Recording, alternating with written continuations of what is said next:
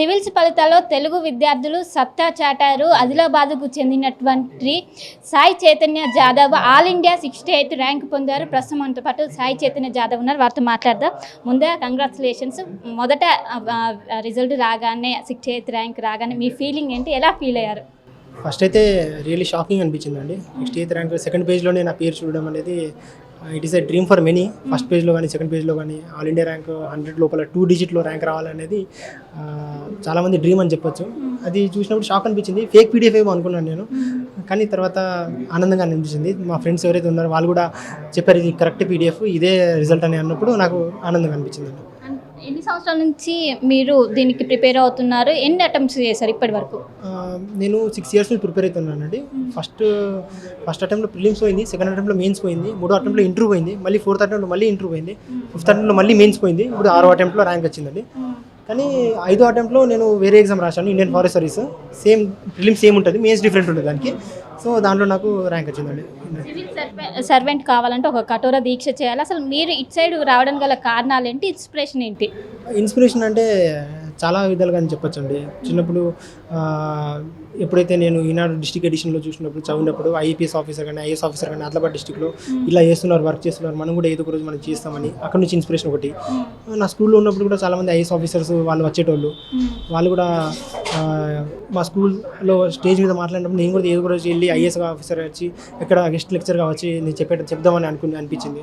Moreover చాలామంది IAS officer IPS officers కూడా నేను కాలేజ్లో ఉన్నప్పుడు ఆదిలాబాద్ డిస్ట్రిక్ట్లో ఉన్నప్పుడు వాళ్ళు కూడా చాలా మంచి పనులు చేశారు ట్రైబ్స్ గురించి. కానీ వాళ్ళని మొత్తం అంతా ఇన్స్పైర్ చేసి నాకు ఈ రూట్కి వద్దామని అనుకున్నాను నేను. అంటే పేరెంట్స్ కావచ్చు, ఫ్రెండ్స్ సపోర్ట్ ఏ విధంగా ఉంది మీకు?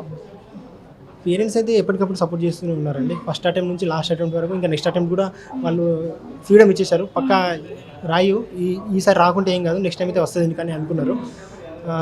పేరెంట్స్ సపోర్ట్ అయితే ఉండే, ఫ్రెండ్స్ కూడా చాలా సపోర్ట్ చేశారండి. ఇక్కడ ఎవరైతే నా రూమ్మేట్ కానీ మా ఫ్రెండ్ సర్కిల్ కానీ మాతో చిన్న గ్రూప్ ఉండేది 6 members. దాంట్లో ఇద్దరికి ర్యాంక్ వచ్చింది, ముగ్గురికి గ్రూప్ 1 జాబ్ వచ్చింది, ఇంకొకరికి గ్రూప్ 2 జాబ్ వచ్చింది. సో ఇలా ఫ్రెండ్ సర్కిల్ అనేది కూడా చాలా ఇంపార్టెంట్. సో వాళ్ళు కూడా మనకు ఎప్పుడైతే మనకు లో అనిపించినప్పుడు వాళ్ళతో మాట్లాడితే మనకు చాలా మంచిగా అనిపిస్తుంది. వాళ్ళు కూడా మన ప్రొఫెషనల్ లైఫ్లో ఏదైతే అంటే ప్రిపరేషన్ స్టేజ్లో కూడా మనం లో అనిపించినప్పుడు వాళ్ళు చెప్తారు ఇది కాదు, ఇలా నేర్చుకోవాలి మనము, ఇలా అని చెప్తారు. 68th ర్యాంక్ సాధించడం నాటే ఈజీ. మీరు దీనికి సంబంధించి థ్యాంక్ యూ చెప్పాలంటే ఎవరికి చెప్తారు, ఏంటి మీ అనుకున్న కృషి కాదు? అంటే ఒకరికని చెప్పలేను నేను అండి, ఒకరికని చెప్పలేను. మా పేరెంట్స్కి చెప్తాను, మా పేరెంట్స్కి అయితే ఫస్ట్ చెప్తాను, మా రిలేటివ్స్ చెప్తాను, మా బాబాయ్కి చెప్తాను, మా రూమ్మేట్, మాది ఒక ఇక్కడ చిన్న గ్యాంగ్ ఉండేది దిశా మ్యాన్షన్, మా స్కూల్ మేట్స్ వీళ్ళందరూ అంటే కొంచెం ఫ్రెండ్ సర్కిల్ ఉండేది, వాళ్ళందరికీ నేను చెప్తాను. నేను ఎప్పుడైనా నేను మూవీకి వెళ్దామని వాళ్ళు మూవీకి వెళ్దామని అంటే నేను రాను, నేను చదువుకుంటా అని చెప్తే వాళ్ళు కూడా అండర్స్టాండ్ చేసుకునే వాళ్ళు ఉన్నారండి. ఇప్పటికే మీ లక్ష్యాన్ని ఛేదించారు. ముందున్న లక్ష్యాలు ఏంటి, ఎలా ముందు రాణించాలనుకుంటున్నారు?